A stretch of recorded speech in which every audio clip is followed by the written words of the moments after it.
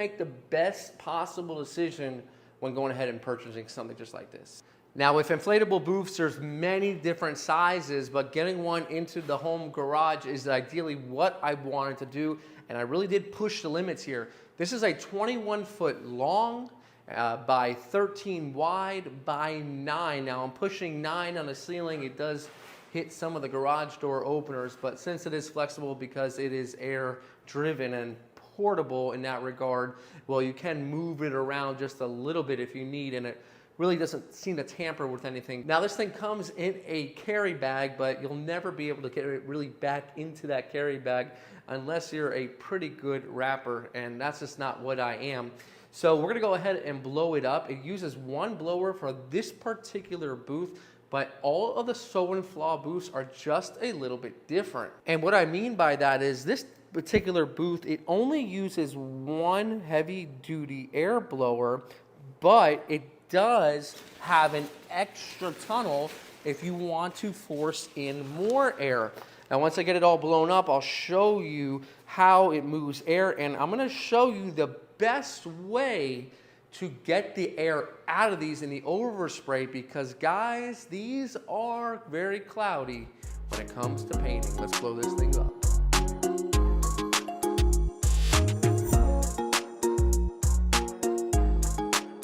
You can see it blows up in just seconds, and you can do it with one person. Sometimes it gets a little bit off-centered, but just really easy to move it around. And it has these little vent holes right here that you can unzipper if you want to release some air. The only real issue I run into is getting the car in here. I need to deflate it just enough to allow the garage door to open up and then put the car in. Of course, you can extend the rails higher, but for something this minor, it's not worth the money, especially just because we just replaced our garage doors. Now, if we look in here, we have good lighting inside of the garage. So we did our lighting project already, and the lighting inside of the paint booth is pretty good. And being that it is a white spray booth, this particular one, the light travels right through it. You have these big open, clear windows, so to speak, really lets the light in. Now over here, we ran out of a lot of space. You can see this, but I was very surprised that even with it kind of kinked, it's still got enough pressure to keep this completely dense and taut and full of air. So if you want to really extend and make more air to push in through the booth, you'd have to hook up another blower to this. Let me show you inside. So this option right here, it doesn't have the actual little mini spray mixing area, so it's just booth. Now, I will never in my life recommend that you spray a whole car in one of these booths. It's way too much. I recommend one of these booths for small repair, okay? Now, this is the smallest you want to go with one of these booths, okay? If your garage isn't big enough and you're going to do this outside, get a bigger booth. You have more space, it's going to do more for you. So let's say that we're doing our driver's side. I only got about 2 feet here, and I've only got about 2 feet here. And what I would probably do is if I was spraying the driver's side, I would want to get at least 3 feet over here. So in that case, I would move the whole booth over towards the left side so that when you pull the car in, you would have, let's say, the edge of the right side of the booth just about ever so slightly right here, so you can gain that space, okay? Now, just remember, I'm only ever doing any paint jobs in this booth for the YouTube channel. We are not running a business out of our home. We are not doing that. We have our professional environment for that. But for you guys at home, some of you need to see example of how these things work and make a logical decision as to whether you should buy them. And that's just what we're going to be doing here. Small repair, turbine repair, small things, and filtering our air appropriately before it hits the atmosphere. And that's just what we have here. So filtration is a big part of any of these spray booths. Well, is it better just to buy PVC and plastic? That might work for you based off your garage, but in seconds, guys, we got a paint booth. I mean, how much better does it get than that? Now over here, you can see that they have told you that if you want to increase airflow, all you have to do is open up that zipper more, and it's going to increase the airflow. But I'm going to be 100% honest. You should never buy this booth without buying the elephant trunk and the exhaust explosion-proof fan. That right there is not enough airflow to push the air out of a filter, okay? You need to manually suck it out, okay? We need the little bit of positive pressure and a lot of that negative to really suck it out. And that's the only way that you're ever going to have any sorts of success with one of these booths. Now, one thing I do love about having it in the garage is that we are under AC controlled environment, meaning that in the paint booth, we're running around 80 degrees, 75 degrees, and that is beautiful temperature for spraying a car. And we have beautiful lighting. Now, if we come over to these exhaust filters, now when you remove this is just a covering, and this is the actual cover for the filter that you can replace. So all of our overspray is being filtered. Now, I'm gonna show you guys what the elephant trunk looks like. We're gonna be adding that to this actual filter right here. You'll see that in our next coming videos. We have our explosion-proof fan. We have our tunnel to route out the overspray. We want to make sure that we are sucking out the overspray from the paint booth. We cannot rely on a positive pressure pushing it out. It doesn't have enough force to push it out, and it's just going to sit in the booth. And that's not something we want when it comes to painting. Overspray that sits, it lands on your paint, and then it's going to make it dry and yucky and crusty, and we don't want that. So the quicker you can get the overspray out, the better the paint job. So we'll see that in future videos. We're going to put on one elephant trunk, and I think we're even going to order two. Maybe we can get this thing working like a real professional spray booth. So let's go ahead and take a look at what we got so far for our elephant trunk. So I'm always going to show you the best possible way to paint a home, and it might be a little bit more pricey, but if you're serious about doing projects here and there in your home garage or whatever it might be, you need to go explosion-proof everything. The internals of this motor are encased completely, so if there's any sparks or anything, it's completely encased. You're not going to have to worry about igniting anything, okay? There's another fan that looks identical to this one. It's not explosion-proof.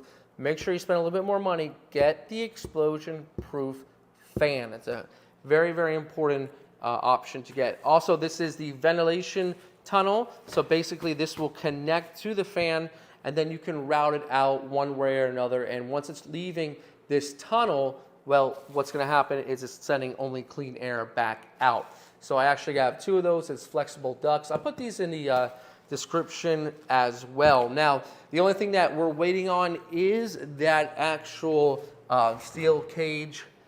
I thought I had one. I think it got lost in the move. So we went ahead and I ordered another one. This is the trunk that goes with it, okay? So this is the casing that you saw in the picture there. And that's all basically that we are waiting on. If you take a look over here, this is the other fan, but it's not explosion proof. They look exactly the same. So we might just take that and make it a nice fan. One thing I do recommend is tying up this spray booth. Now, if you lose power, this thing is coming down quick. I'm going to show you that, because once it loses power, it completely deflates, and there's no way to keep it from staying up. So it has little hooks here, so you have rafters in your ceiling. If you're doing this inside, make sure you tie these up. That's something that I plan to do when it comes time to finishing up the Corvette. Very, very, very important. I'm going to hit the button. Check out how quick this thing will deflate. All right, so 5, 4, 3, 2, and 1. And it's already touching the car. Now it will deflate, and if you want to let air out quicker, you can do that. And then you can kind of just move it over for a little bit of storage. Personally, for me, if I'm going to be working on my project, this is what I'm going to be doing. I'm not gonna paint my whole Corvette inside of the inflatable booth. I'm gonna paint it in sections. I'm gonna be very smart about it. As a painter, I know that working in an environment like this is not gonna grant me professional results if I try to do the same thing I do at the body shop.